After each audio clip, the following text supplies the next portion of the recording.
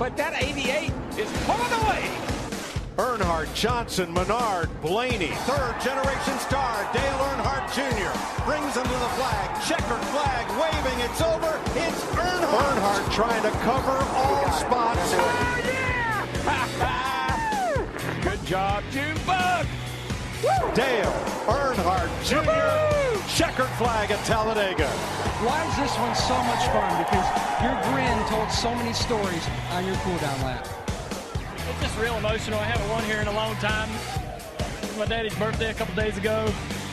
Just real emotional, man. My nerd road. And that audio you just heard from Dale Jr. was actually after I guess that was his first win last season at Talladega in the Nationwide 88, which is also the same car that he will be racing in the Daytona 500 that they have called Amelia. And we're going to talk a lot about that. The Dale Jr. Download, they did a short podcast this week after Dale Jr.'s dual win and gave us a bunch of really, at least in my opinion, fascinating details on chassis number 88-872, which they have now named Amelia. And I'm going to give you the whole backstory on this in today's Dale Jr. Race Preview podcast. I am your host, John Justice, and I don't know if I've ever been this excited and also nervous going into a Daytona 500 in all of the, 14, 15 years that I've been following Dale Earnhardt Jr.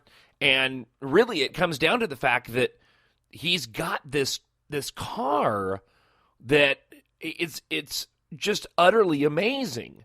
You know, we've seen Junior dominate in years past, back when he was with DEI, back when he was driving the Budweiser 8 car, especially at Talladega. You know, that string of wins that he had at Talladega. I don't remember, and I wasn't following nearly as close as I am now in terms of, and you didn't have, I don't think, as much commentary as you do now. You didn't have the podcasts happening and perhaps the focus on Dale Jr. as there is now. He was certainly, you know, the most popular driver back then, but that was a while ago, and times have changed.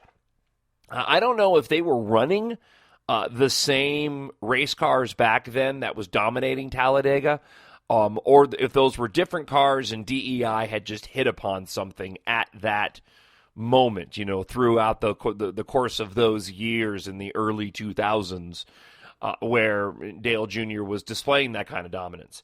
I've never seen Dale Jr. have a car or discussion surrounding a singular car like we've seen around Amelia. And so going into the 500 this weekend, again, I'm excited because for us fans, we know he has and is the car to beat. But by that same token, we also know that he is the car to beat and has the car to win it. And so, you know, that raises your expectation of the race itself. And I've got a lot of different opinions and feelings on this that we'll get to in today's Race Preview podcast. I do want to talk a little bit about the duel on Thursday. We'll talk about some of the merchandise, and I want to give you some tips again if you're shopping online, what to do and where to look, because I've found this out through just purchasing stuff online for Dale Jr. I found out there's some tricks here, because when they say that there's the newest arrivals, it doesn't always include all the newest arrivals. And so if you're looking for the latest Dale Jr. gear, you got to look in particular spots. And so we'll show you I'll tell you what's new online, and then we'll get into Amelia and some really fascinating details about this particular car, how they came about building this car, the circumstances that brought this particular car to be built, by Hendrick Motorsports and who was responsible for that. And then the statistics behind what this particular car with Dale Jr. behind the wheel has been able to accomplish. And then we'll talk about the 500. I'm going to be upfront. Obviously, I'm calling Dale Earnhardt Jr. for the win. I'll just give you my race prediction now. There is no reason to believe or not to believe that if everything falls Dale Earnhardt Jr.'s way come Sunday, he can win this race. I've never been as confident as I am going into the Daytona 500 that Dale Jr. can win this race. Again, a lot of things got to take place, and so far, everything has happened the way that it's supposed to happen, apart from that Sprint Unlimited that took place last weekend, but we won't talk about that. First off, though, let's talk about this duel that took place on Thursday. I unfortunately couldn't watch it live. I had a radio event that I had to attend, so I actually watched it delayed, which bummed me out a little bit. But it all worked out in the end, and it didn't diminish my excitement watching the race. Again, Dale Jr. had the fastest car of that race, and it was the most competitive of the two duels that ran to set the starting lineup for Sunday's Daytona 500, apart from the front row, with Denny Hamlin in there, Joey Logano, Brad Keselowski, and I mentioned those three drivers not by mistake, but because, and Kevin Harvick. Those four are the ones that I believe are really going to give Dale Earnhardt Jr. The hardest time come Sunday. Particularly Joey Logano, who won last year, Denny Hamlin. I think that's how it goes. I think if I were going to rank, who is going to be Dale Jr.'s toughest competition come Sunday, and I am getting a little bit ahead of myself, but since we're talking about those he was racing against, it's Denny Hamlin, Joey Logano, Brad Keselowski, and Kevin Harvick. We'll talk a little bit more about those drivers coming up later on in the podcast today. The race was fairly boring. I mean, not for a Dale Earnhardt Jr. fan, because he was leading the majority of the first half of it. Things got exciting when the duel caution came out during the duel, and they all came down pit road, and Dale Jr. ended up. Oh, actually, no, that was under green, wasn't it? It was under green. So they all came down under green, and it shuffled the front of the field, and Dale Jr. was, I think, once they got all caught back up again, was running third or fourth, and I was getting concerned at that moment because the way that these restrictor plates are running now, the leader has the advantage, and if you've been following NASCAR for any length of time, you'll know that this dynamic has kind of changed throughout the course of the past few years. Once we got away from the tandem drafting, and thank the good Lord Almighty we did, because I didn't like any of that. That was just bizarre. Once we got past the tandem drafting, it really seemed like you did not want to be leading on that final lap, because the guys in second, third, and fourth were going to be able to get a run on you. And then over the course of the past few years, it really, and I guess probably going back to the 2014 Daytona 500 that Dale Jr. won, it really seems like, especially at Daytona, that lead car on that lead lap, unless you really make a mistake, is probably going to win the race. So I'm glad that he got shuffled back in that duel, just because I wanted to see exactly what he could accomplish and how fast that car was. And it certainly did not disappoint, especially given the fact that Denny Hamlin was leading, and Denny Hamlin is no slouch when it comes to, racing on restrictor plate races, and especially, at Daytona, especially coming off of the fact, can I say especially one more time? Especially, I just did, coming off of the win that he had last weekend in the Sprint Unlimited. And Dale Jr. put a move on Denny.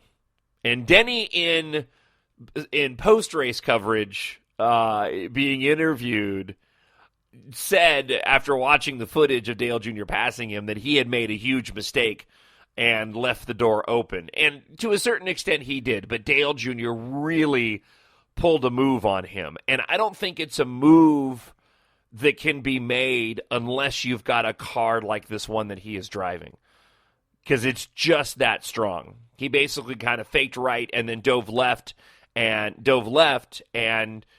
forced Denny Hamlin to, get out of the way. And Denny didn't really have much of a choice. If he forced Junior below the yellow line, he would have been forcing Junior below the yellow line, in which case Junior would have had the ability to pass him anyways. And to force him any further than that, basically that move that Dale Jr. put on him, going right and then ducking left, was one that put Denny in a position where he was stuck. He just was stuck. The moment Dale Jr. got even just the slightest hint of his bumper on Denny Hamlin's left rear quarter panel, it was done. And once he got that, and once he got next to him, he just blew past him, and then he couldn't be passed. And I was cheering, even watching it delayed. I was cheering because that to me was one of the most telling moments of how strong that car is. And of course, Dale Jr. went and drove it on to victory. And because of the fact that in the second dual race, Matt Kenseth ended up wrecking, and he now has to go to a backup car. I haven't seen confirmation of this yet, but looking at the starting lineup and Dale Jr. starting third, I think that means that he moves to the lead row next to, on the outside of Chase Elliott, to start the race on Sunday. I could be wrong about that, but I don't think that I am. And we'll get into a little bit more of what to watch come Sunday when it comes to the race and what to pay attention for and what to look at.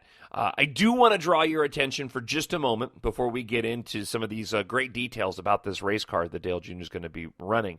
And remind you that you can go to the websites, either daljr.com or NASCAR.com. They do have quite a bit of new items up there. Nothing major, just in terms of anything off the wall.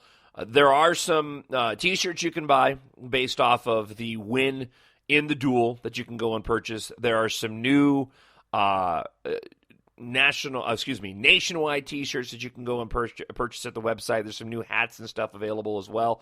And this is going to be kind of common now as we get into the season. They'll be adding more and more items.